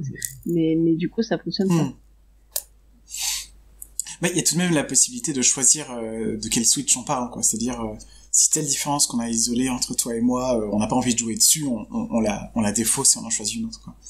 Après, je trouve que ça nous fait quand même mettre le focus sur un truc très spécifique. Dans notre partie, on lui avait pas donné beaucoup d'importance à ce switch. Mais ouais, j'ai pas. C'est peut-être là où l'intime peut émerger, dans le sens où on peut tout de suite partir sur quelque chose de beaucoup plus personnel, parce que j'avoue que juste faire un échange, dire du coup moi je joue un homme et toi Simon tu joues une femme, je trouve que c'est je trouverais ça léger, en fait, comme est-ce que tu vois, ça me mettrait vraiment dans une empathe, vraiment, je suis pas sûre, enfin, ou du moins j'en ai pas besoin. Ouais. Mais je trouve que du coup là, s'il y avait quelque chose qui nous encourage à creuser, ne serait-ce que dans les exemples proposés, pour aller vers de l'intime et s'emparer de quelque chose de vraiment intime, un sujet vraiment intime, là pour le coup oui. Mais juste homme-femme, tu vois, par exemple, si c'est ce qui est donné en exemple, enfin, de mon point de vue, je trouverais ça un peu dommage, en fait. Ouais, je pense pas que ce soit le meilleur exemple non plus. Ce dont je pense qu'il est important, c'est l'idée de je te confie une petite partie de moi, mais du coup ce qui est important c'est peut-être pas tant juste l'élément de Switch en lui-même que la discussion qu'on a au sujet avant ça. C'est-à-dire que si le fait d'être un homme n'a pas vraiment d'importance pour moi ou que je n'y attache rien, c'est sans doute pas très intéressant de te le donner, quoi. Donc on pourrait plutôt choisir un autre Switch, je pense. Mais je pense aussi que c'est typiquement un mécanisme, un élément de design qui est vieux, en fait. Là, enfin, Breaking the Ice, ça a été un des premiers jeux à proposer ce type un des tout premiers jeux, en fait, à proposer de jouer de la romance explicitement et seulement ça. Et on a fait du chemin depuis. Est-ce que tu voulais continuer dans la catégorie des dispositifs de jeu? Vas-y, je t'en prie. Alors, dispositif, c'est vrai qu'en ce moment on travaille un peu beaucoup sur le bac à sable du quotidien. Et bon, on essaye de faire émerger, on essaye de faire émerger, si les situations s'y prêtent, de l'intime. Du coup, on joue, là pour le coup, le dispositif est plutôt simple. On joue la logique de la fiction sans grosse mécanique de ce type là dont on vient de parler apparente. Et il y a une liberté de choix, même si bon. On cache tout ça pour que ce soit joli, mais l'idée en fait c'est de créer des scènes intimes. Donc le premier point c'est jouer la logique de la fiction, dans le sens où tous les PNJ qui sont présents sur autour des PJ en fait n'ont pas d'agenda, au sens où déjà ils sont pas fonction, ils sont pas là pour quelque chose. Ils ont donc ils ont leur propre agenda. Ils ont pas l'agenda fictionnel qui dit fais ci, fais ça pour telle raison qui n'est pas logique. C'est vraiment je sais pas, moi je suis charpentier, j'ai besoin de bois pour mon travail, alors de temps en temps je vais aller chercher du bois. Genre c'est pas plus compliqué que ça, mais du coup ça crée une logique que le type qui fait rien de la journée et qui sort des meubles comme par magie, c'est pas logique. Ça c'est pour quelque chose de concret quoi. Et du coup il y a pas forcément de focus sur les PJ, c'est-à-dire que si le PJ pour une raison ou une autre par exemple décide de maltraiter un PNJ, le PNJ se vexe et veut plus lui parler, tant pis pour le PJ. Ouais. Et voilà, il y a cette idée que le PJ n'est pas suprême et n'a pas, ne peut pas tout faire et tout casser dans le village, parce que on joue dans un village, mais c'est l'idée quoi. Et du coup en fait on arrive à faire des moments qui sont intimes et qui sont plus vrais. Je pense pas.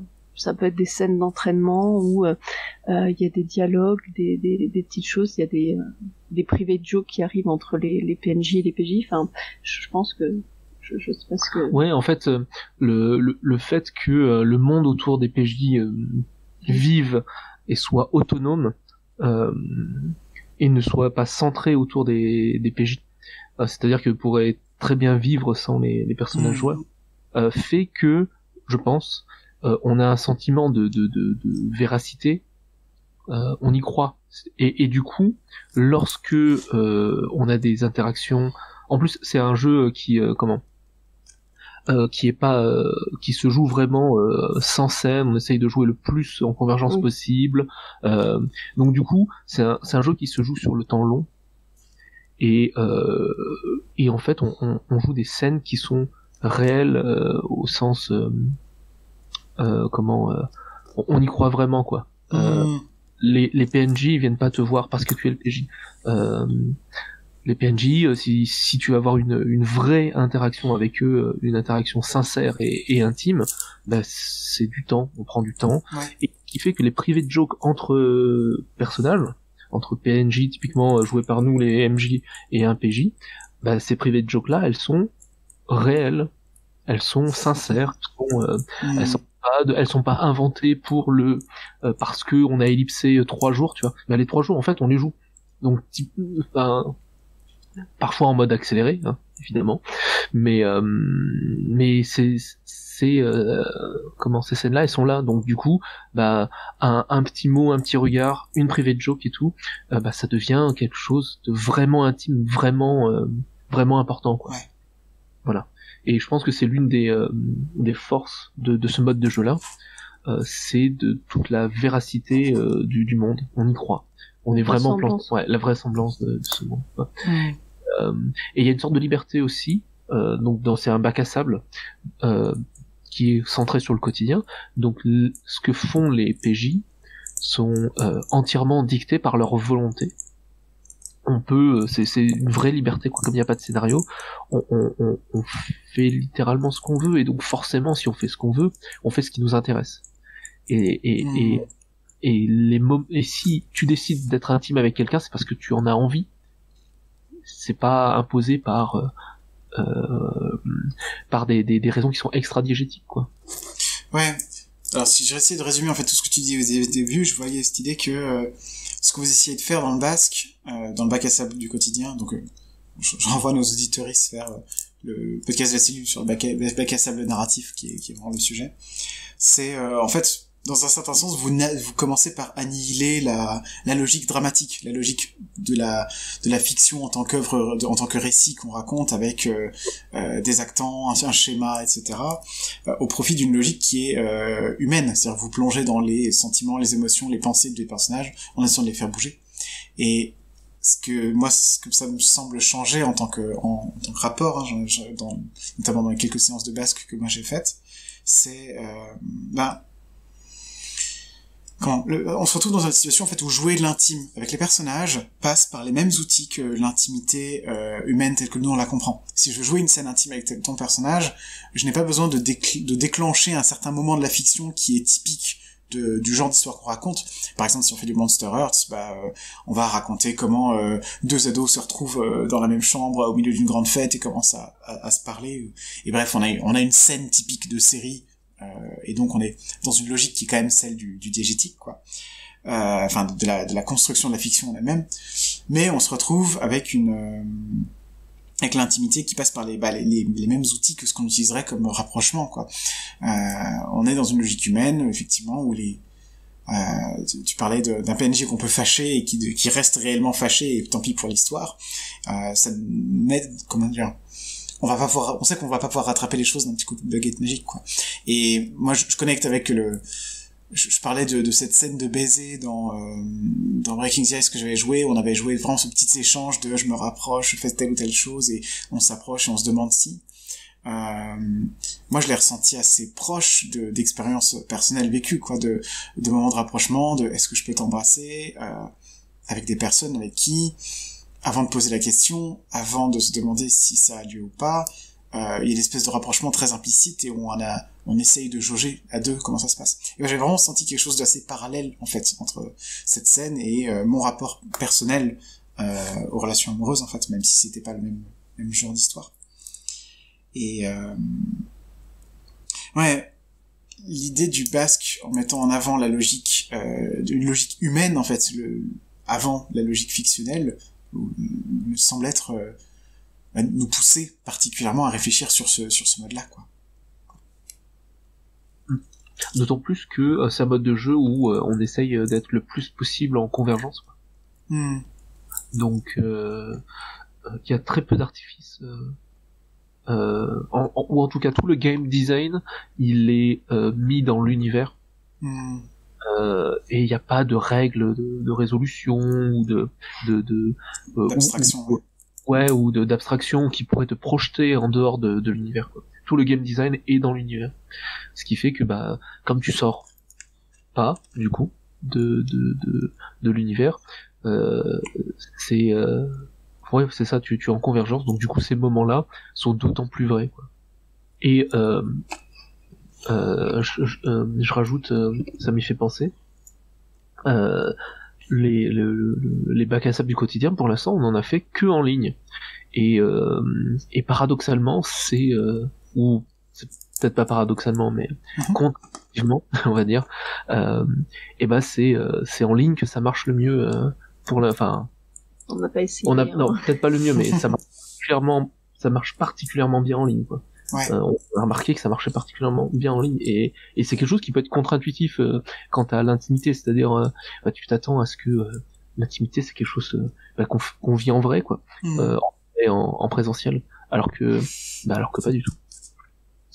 Pas pour l'intimité fictionnelle, en tout cas, parce que dans toutes les parties dans lesquelles moi j'ai fait des scènes intimes ou eu de l'intimité, enfin mon personnage a eu de l'intimité avec d'autres personnages, ça a toujours été en ligne, à distance, et ça n'a pas empêché sur des jeux totalement improbables comme Vampire que ça arrive, donc ouais, et à contrario, j'ai l'impression, après à mon avis c'est très dépendant de personnes, quoi, mais que le paquet de chips c'est-tu l'amour.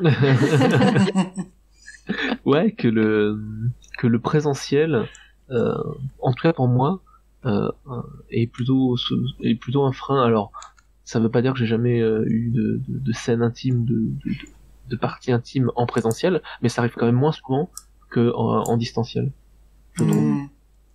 Ouais. Je veux bien effectivement qu'on prenne un moment pour parler du jeu en ligne et de comment est-ce que ça interagit avec. Il y a dans le dispositif de jeu, on peut aussi rentrer du coup la situation dans laquelle on est, quoi, où est-ce qu'on joue et tout. Typiquement, déjà le présentiel pour moi change quand même pas mal notre rapport selon qu'on soit. Moi, j'ai beaucoup joué dans des salles de classe, de club étudiant, tu vois. Donc c'est une table et des chaises scolaires avec un tableau à côté ok, c'est une salle super pratique pour jouer, elle est débloquée toutes les soirs et tout. Mais c'est pas le cadre le plus intime dans lequel évoluer, quoi. À l'inverse, jouer chez quelqu'un dans une chambre, dans un endroit plus intime, plus personnel, ça change la donne. Donc moi, de ce point de vue-là, en présentiel, je voulais parler de virtuel et je parle de présentiel. Juste dire un instant, mon expérience sur la clé des nuages en particulier, c'était celui-là. C'est quand je propose de venir jouer avec quelqu'un en présentiel avec les nuages, je veux jouer en fait dans sa chambre, quoi. C'est souvent comme ça que ça se passe mieux. Et en fait, dans le passage en virtuel, moi, ce que je constate et qui nous aide dans le dispositif, c'est quand je joue en virtuel, je joue chez moi. Donc, je joue dans un cadre qui m'est intime, en fait. Et certes, on perd pas mal de choses, c'est-à-dire on perd un certain pan de la corporalité, évidemment, mais on gagne cette possibilité-là. C'est-à-dire que moi, je peux jouer en pyjama avec un petit thé, je peux jouer avec ma robe de chambre en restant devant mon ordinateur dans mon canapé préféré. Et il y a un effet douillet qui fait que je ne suis pas sorti autre part, je suis pas dans un endroit que je ne connais pas, je suis dans un environnement que je connais par cœur, et je peux me concentrer sur la partie. Et l'autre point que j'aimerais souligner, c'est le fait que l'écran d'ordinateur est un très bon bouclier, je trouve. Parce que alors nous on joue sans caméra, donc du coup il y a vraiment zéro corporel qui passe. Donc si je coupe mon micro, toutes mes réactions personnelles et intimes, je les contrôle en fait. Je les contrôle. Je contrôle ce qui est diffusé en tout cas, ce qui est diffusé aux autres. Donc moi ça m'aide à me sentir bien et à être en confiance pour dévoiler, parce que je me sais en contrôle. J'ai pas un rictus qui va me trahir ou tu vois, ou un regard. Je suis en contrôle. Et ça personnellement, moi, ça m'aide beaucoup à justement aller vers l'autre, à recevoir et à favoriser le jeu en toute sincérité. Ouais. C'est vrai que la question du visage est assez intéressante, parce que moi aussi quand je joue en ligne, je joue sans caméra en général, et j'y perds les expressions de visage que je trouve très utiles pour développer les questions de l'intime, et en même temps j'ai des souvenirs de parties à deux, jouer sans se regarder, avec des gens, tu vois, assis côte à côte, et de partager un moment magique sans se regarder justement. Et en audio, en virtuel, moi j'ai plutôt ce rapport au calme. Alors quand je suis sur l'ordinateur, si vraiment je suis sur les onglets, sur un navigateur, j'ai peur de me perdre en termes d'attention. J'ai assez peu d'attention. Mais quand je peux le faire, ce que je fais, c'est pour la clé des nuages, j'ai joué beaucoup en ligne, des parties où j'éteignais les lumières chez moi et où je m'étendais sur mon lit avec juste un micro casque, et où du coup je pouvais jouer avec le corps totalement au repos. Et j'avais le sentiment d'avoir juste la voix de l'autre dans mes oreilles. Et j'accorde beaucoup d'importance à la voix a beaucoup d'importance dans mes échanges avec les gens. C'est quelque chose que j'aime beaucoup écouter. La voix des gens autour de moi, c'est quelque chose qui a une place assez importante. Et c'est pas du tout un contact que je trouve amoindri. En fait, je trouve que ça nous met un focus très particulier sur ce que l'on dit, et on peut effectivement être dans une certaine posture de contrôle, mais pas que. Ouais. Je suis d'accord sur le fait que, et du coup je vais rebondir sur le fait de... je suis totalement d'accord avec ce que vous venez de dire sur le fait que quand on est chez soi, que ce soit allongé sur le lit ou autre, on est dans un environnement intime, et du coup c'est plus facile pour développer pour se développer, pour développer un personnage, etc. Et aussi pour tomber dans le piège de du coup je suis bien confiant, je suis bien à l'aise. Et je parle du coup, comme on parle des expériences, de faire un bon bleed de la mort. Moi je sais que c'est lors lorsque j'ai tenté de faire une partie et ben les joueurs n'en ont pas eu conscience en fait. Et du coup moi j'ai tout coupé, je suis partie et je me dis bah après en fait tu es tout seul aussi. Tu vois, tu es tout seul. Quand, voilà, quand ça se passe pas bien, bah t'es tout seul chez toi. Certes, t'es dans ton intimité, mais t'es dans ton intimité avec tous les remous désagréables qui viennent, qui viennent quoi. Et je trouve que bah c'est bien et bon il y a des limites quoi quand ça se passe mal. Alors il faudrait trouver voilà c'est toujours pareil entre bah la bonne distance. La bonne distance c'est toujours puis ça dépend aussi de tout à chacun donc c'est vrai que c'est mais je veux dire dans le sens où bah c'est bien et bon d'expérience il n'y a pas que le côté bien malheureusement donc c'est pour rebondir sur le pas que ouais bah, de ce point de vue là moi je trouve qu'en particulier dans le jeu de rôle en ligne, on manque encore on pourrait dire de rituels, c'est-à-dire le présentiel, ça nous pousse à la fin de la partie à un truc qui prend du temps, qui est on range nos affaires, on discute, on commence à se rentrer et tout. Et en général, une fin de partie, à moins que ce soit la course pour le dernier métro, il y a souvent ce petit moment de transition qui est on part de chez la personne chez qui on est invité, ou alors de l'association, ou alors on dit au revoir aux gens qui partent et tout. Et puis souvent, à moins que ça se passe chez soi, il y a le moment de rentrée également, qui est un trajet, un moment. Et en fait, c'est des espèces de moments liminaux qui permettent aussi de redescendre en douce, quoi. Et c'est vrai que le jeu de rôle en ligne, si on n'y fait pas attention, on peut avoir ce côté où on joue, et puis la partie s'arrête, on se déconnecte, et on se retrouve dans un silence qui est brutal, en fait. C'est aussi pour ça, d'ailleurs, que le débrief, pour moi, qui est déjà une chose qui fait assez largement partie de ma pratique rôliste, me semble vraiment toujours primordial en ligne, parce que sans débrief, il n'y a pas cette inscription au monde, en fait, il n'y a pas ces quelques minutes où on redevient, où on rediscute à nouveau en tant que personne de qu'est-ce qu'on a vécu, de ce qui s'est passé. Et donc, je crois que c'est vraiment très important, y compris dans les parties qui se passent mal, du coup, de les prendre en charge à la fin, de se faire un petit tour de débrief, de qui va bien, comment ça va. Et peut-être de se trouver des rituels, je sais pas. Ouais, je pense de trouver des rituels, je pense qu'il faudrait vraiment maintenant j'ai l'impression qu'on va être amené de plus en plus à faire en ligne, de trouver vraiment des rituels concrets, parce que je me dis c'est vrai que même un simple tour de table avec ça va, enfin moi je me repose ça va.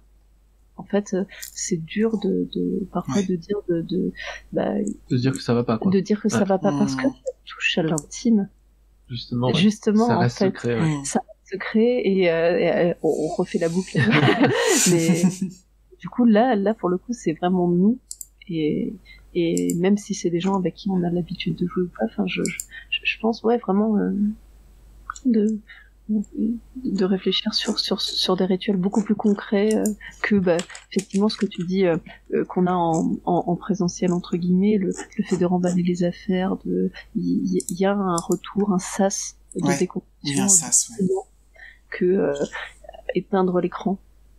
Et du coup ça rebondit assez sur ce que tu disais, ce qu'on disait en tout début de podcast, que le jeu de rôle est un acte qui favorise l'intime, est un acte preuve en est dans ton témoignage Manon, une fois que tu repasses en dehors de la sphère du jeu de rôle, le dévoilement est vachement plus dur quoi. Est-ce que ça va? Oui ça va. Tu vois ce que je veux dire, tout de suite t'as plus ton avatar pour encaisser. Et t'as beaucoup plus de mal à dire non ça va pas, typiquement. Ah oui, clairement. Donc voilà. Oui. Mais moi c'est que dans débrief j'entends effectivement un peu plus que juste pour moi, les questions de départ de débrief c'est effectivement est-ce que ça va, et on sait que cette question on y répond peut-être pas très bien parce qu'elle est un peu dure des fois, et souvent après c'est comment ça s'est passé, qu'est-ce qu'il y a eu dans la partie. Et pour moi en fait l'intérêt de ce genre de questions c'est de refaire un peu le monde, enfin pas de refaire le monde mais de refaire un peu la fiction. Genre moi je vais essayer de parler souvent des temps forts, des questions que je me suis posées pendant t'as été dans une partie avec moi très récemment Simon, où par exemple je pensais qu'il y avait tout un pan qui s'était bien passé, mais j'avais besoin de check-up vers est-ce que ça vous a plu ce moment-là, ou est-ce que c'était un peu difficile. Et en fait c'est juste des initiateurs pour que petit à petit on commence à creuser, à voir si quelqu'un a un avis divergent. Genre, c'est des moments d'écoute en fait où moi je vais essayer de capter effectivement quelqu'un qui a l'air de d'avoir du mal à en parler ou d'avoir un truc qui est un peu difficile, quoi. Et on peut pas toujours tout dénouer tout de suite, quoi. Peut-être que parfois on préfère le débrief à froid que sur le moment. Mais pour moi, c'est cette étape-là, quoi, qui permet ça. Tout à fait. Ouais. Je connecte un autre truc. Alors, ça fait partie des dispositifs qu'on peut mettre dans un jeu de manière générale, ou plutôt qu'on peut amener dans le jeu, mais qui a un rapport particulier avec le jeu en ligne, c'est la musique. Moi, la musique, je lui ai donné beaucoup plus de place dans mes parties depuis que je joue en ligne. Parce que je peux avoir ma musique à moi et pas les autres. Je peux régler le volume comme je veux et c'est beaucoup plus agréable d'écouter la musique en plus des participants, je trouve, dans des enceintes, enfin dans un casque audio que ça peut l'être autour d'une table. Et il y a aussi la possibilité d'écouter la même chose que les autres en même temps, par exemple avec des sites comme Watch Together, ce genre de choses. Et donc ça peut autant être un accompagnement qui aide à l'ambiance pendant le jeu. Je sais qu'il y a des gens, je pense au moins à Bellefeuille qui joue toujours en musique, qui est très favorisé en termes d'ambiance, et donc je pense aussi de rapport à l'intime par la musique, par peut-être le relaxement qu'elle donne. Mais ça peut aussi être un outil pour ce jeu de débrief dont on parle. Ça m'est déjà arrivé un petit peu, je le fais pas beaucoup, mais un petit peu, à la fin d'un one shot, à la fin d'une partie, de donner une musique de 3 minutes, dire bah voilà, la partie est finie, je te propose d'écouter ça, et dans 3 minutes, à la fin de la musique, je reviens vers toi et on recommence la discussion. Et ça a un petit peu cette dimension rituelle d'un dernier instant d'émotion qui est nouveau, qui est un peu une découverte, et qui sert à ressasser ce qui a eu lieu et à faire un premier bilan, quoi, dans sa tête. Alors du coup, je me permets de poser la question, est-ce que ça t'est déjà arrivé, est-ce que tu as déjà senti la différence entre jouer en musique et jouer sans musique dans ta facilité au dévoilement? Est-ce qu'il y a un effet et moi je peux penser, pour moi la réponse est oui, c'est-à-dire que si je joue en musique, j'ai remarqué que j'avais plus tendance à me dévoiler, tu vois. Et je me demandais si c'était un truc universel, comme quoi la musique, je sais pas quoi, ouvre l'âme, ou pas, enfin, bref. Ouais. Bah, je serais bien tenté par un truc un peu cliché comme ça, en fait, qui est de se dire, pour les gens qui sont sensibles, la musique c'est quelque chose qui nous met dans certains états émotionnels, et quelque part, tu vois, il y a un côté hack pour moi du cerveau qui est de se dire, c'est dur d'être touché à froid là comme ça par de la fiction, mais d'une certaine manière, il me semble que la musique permet assez facilement de se mettre dans un certain état émotionnel qui, je pense, facilite beaucoup un rapport plus émotionnel aux choses, quoi, si on choisit bien sa piste. Je pense qu'il y a beaucoup de bémols à ça, c'est-à-dire que c'est vraiment, à mon avis, c'est vraiment un curseur qui se règle à un niveau individuel. Il y a des gens qui n'aimeront pas du tout jouer en musique ou qui seront très dérangés par ça. Mais moi là je suis en train de penser, alors c'est pas en ligne, hein, du coup c'est en présentiel, mais les GN il y a un gros GN que j'organise, enfin gros à mon échelle, ça dure une après-midi plus une nuit avec 7 personnages. C'est un truc très inspiré de Bliss Stage, donc une histoire à la Évangélion enfin très angoissante et pleine de drama essentiellement. Et la première scène, une scène au milieu et la scène finale sont des moments en musique où on ne parle plus et où on écoute. Et ça sert de sas en fait, à la fois la musique d'entrée qui est une musique très émotionnelle qui permet de rentrer rapidement dans le drame que vivent les personnages. C'est une musique qui est jouée pendant un enterrement qui est silencieux. Et la dernière scène, c'est une espèce de musique de libération, quoi. C'est-à-dire l'histoire est terminée, on a fini de souffrir, quoi. Ça s'arrête et on va juste écouter ça ensemble pendant quelques minutes pour en ressortir, pour pleurer une dernière fois et puis revenir doucement au monde réel, quoi. Donc c'est pas exactement c'est vraiment des musiques qui sont utilisées pour moi pour leur pouvoir émotionnel, au sens de nous faire ressentir ou nous aider à ressentir un certain truc à un certain moment, quoi. Et dans le jeu de rôle, il y a juste le problème qui est, si on a envie de pousser ça à fond, ça nous amène à la question du MJDJ, et personne n'a le temps pour ça, quoi. Mais bon. Il y en a qui sont très doués, disons. Ouais.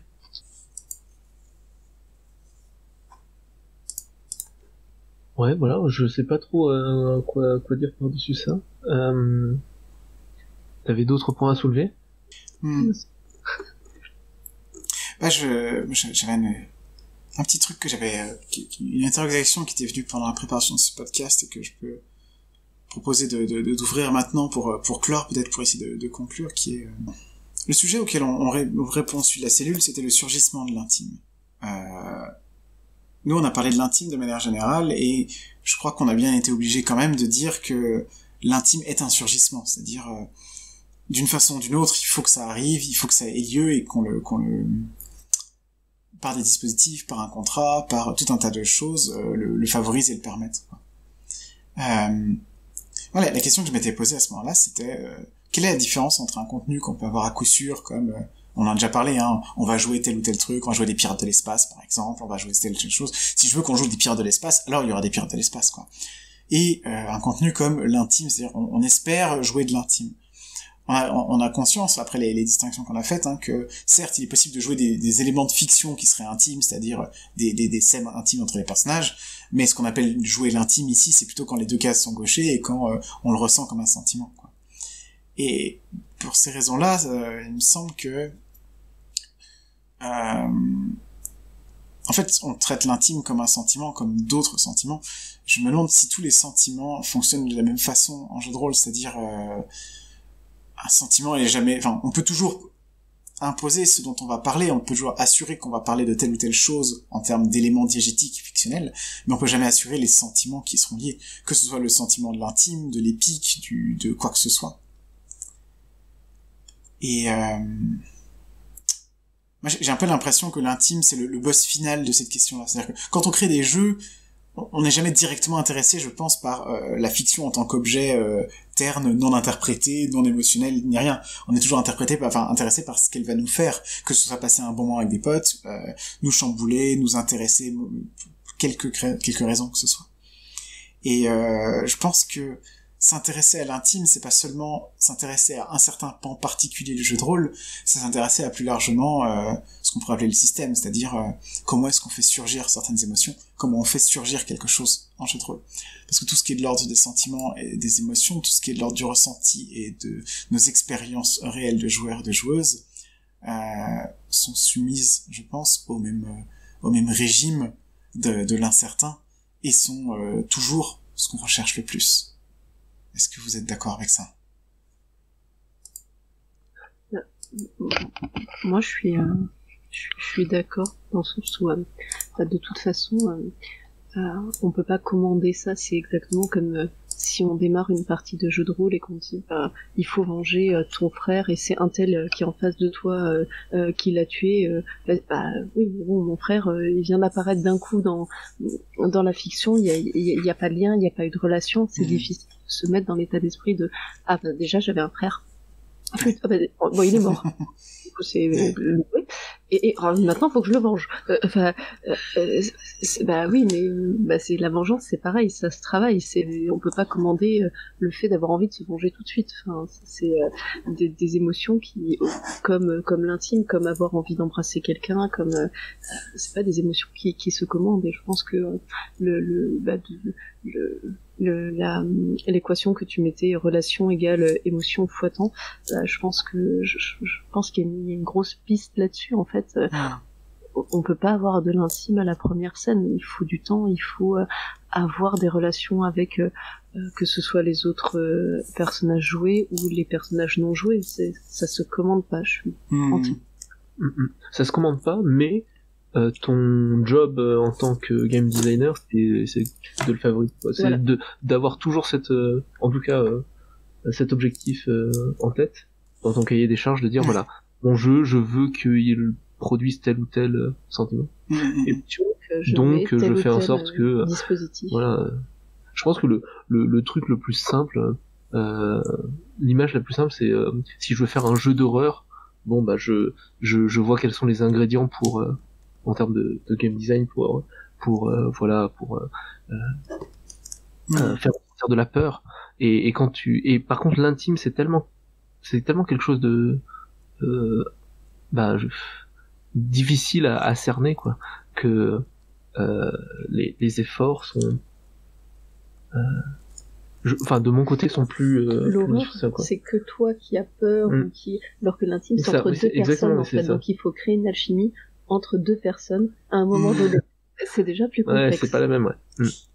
Ah, je serais pas tout à fait d'accord avec ça, parce que j'ai aussi le sentiment que je peux jouer très intimement en n'étant pas compris. Moi, j'ai des souvenirs, alors j'ai en particulier des souvenirs de gêne. C'est plus facile parce que le gêne ne nous force pas à rester autour de la même table, au sens, je peux avoir des moments d'isolement, tu vois. Moi, j'ai un souvenir d'un gêne qui se passait dans un hôtel pendant la Seconde Guerre mondiale, où mon personnage a peur de se faire déporter, et j'ai passé 1 heure à regarder par la fenêtre en écrivant une lettre, en ne parlant à personne, tu vois. Et c'était très intense, très intime, au sens où c'est vrai que c'est pas l'intime relationnel, quoi. C'est plus l'intime au sens de quelque chose qui m'appartient à moi. L'intime relationnel, ouais. C'est vrai. Tout à fait. Alors moi, tout ça, je connecte un peu parce que, tu vois, moi, j'avais coutume de dire pendant un temps que ce que j'ai de plus intime personnellement, ce sont mes pensées. On a tu vois, un sentiment que y a rien, je peux montrer qui je suis, je peux dire des choses, je peux me dévoiler ma vie, ce que j'ai fait, etc. Mais la chose qui m'appartient le plus profondément et qui est le plus impossible à dévoiler, c'est ce que je pense.